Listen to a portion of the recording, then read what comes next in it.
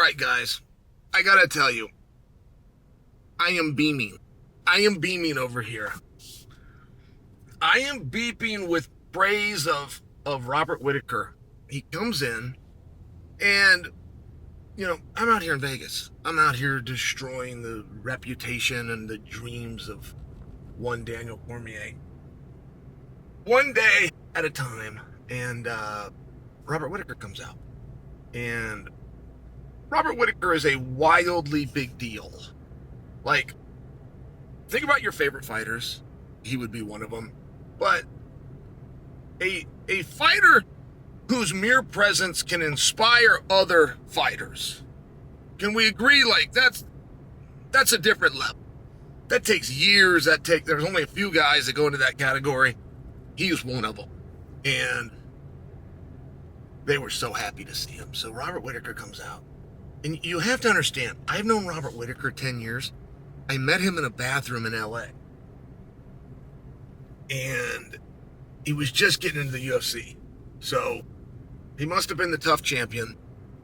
He was not a world champion. He was not a huge draw. And I met him one time in a bathroom. But in our industry, that's how it works. You'll pass a guy one time, and then, 10 years later, I know that guy 10 years. And we do. Like, Robert Whittaker could tell you 20 different things about me. I can tell you 20 different things about him. It's just, it's one of the things about the industry. Frankly, it's one of the cool things.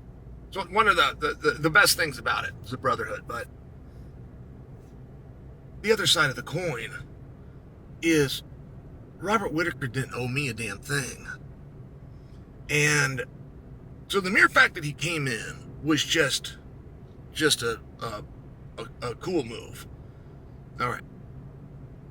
Let me get to my point, because I have 3 practices in my life, 3 practices that I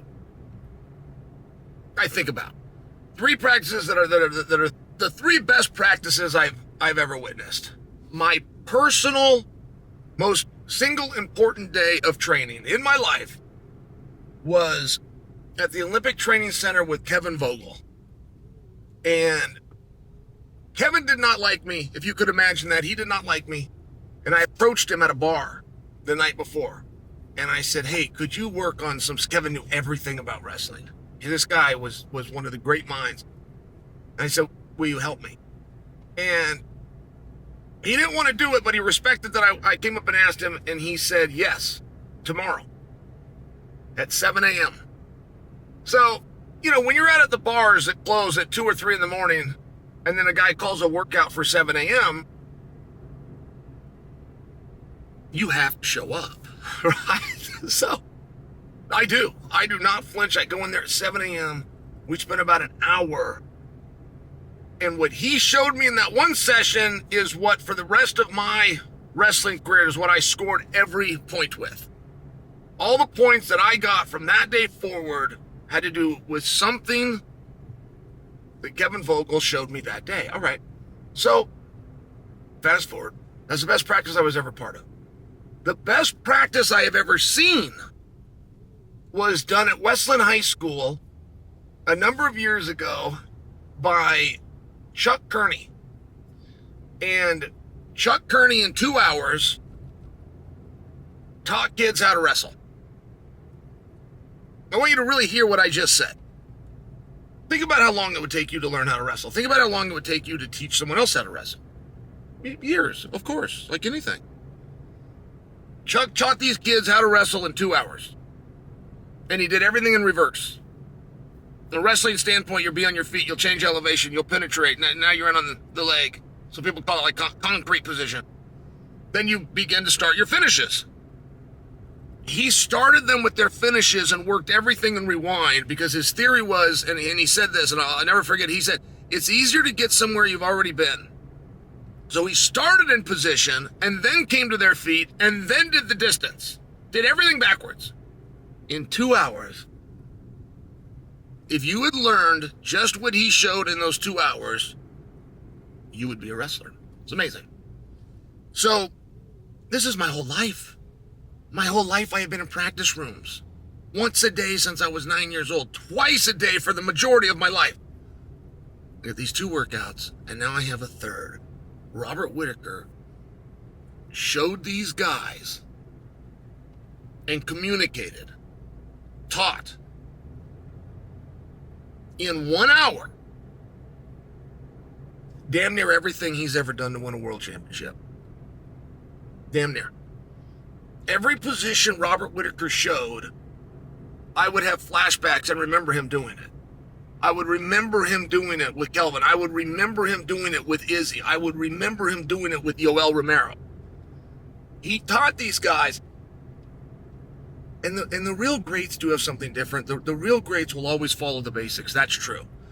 But then they'll have something that's different. Mike Tyson was a little shorter than guys. Muhammad Ali or Jon Jones with the longer reach. There's just something. And Whittaker does have something. He puts so much weight on his front foot. It's unbelievable. But he taught him why. Oh my goodness. Oh my goodness. The answer was so simple. The answer was so simple, but I never knew until he showed it. It was just one of these incredible things. And he didn't have to do it. And I want you guys to know this, because there's things on The Ultimate Fighter that you'll never see. Like, or they have a formula and a recipe, and they get those pieces, and they put those into a 45-minute program, and you put a bumper on each end of it, and you call it a television show, and you do that 12 times, and there's a season, right? Okay, well, of everything they'll probably show on Robert Whittaker, there'll probably be 2 minutes or less of him teaching, but 100% of it is on video. And I'm telling you this as fans. If you want to do something with this information I'm giving you, go do it. But Pelagian's got the video. Orsori's got the video. You just got to go demand. You got to demand that they show you the video. And I tell you what, if you've ever wanted to be a fighter, or you just wanted to protect yourself in the street, something like that, you want to have the confidence to do it, all you need to do is watch this 1 hour with Robert Whittaker. He's got 2 hands and 2 feet.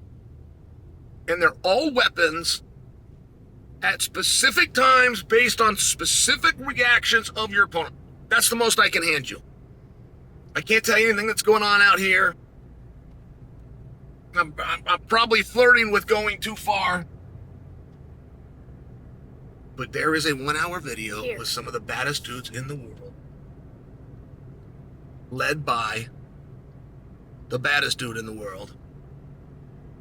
And if you are a true fan, you need to demand, between the UFC, between ESPN, you need to demand that hour of footage somehow.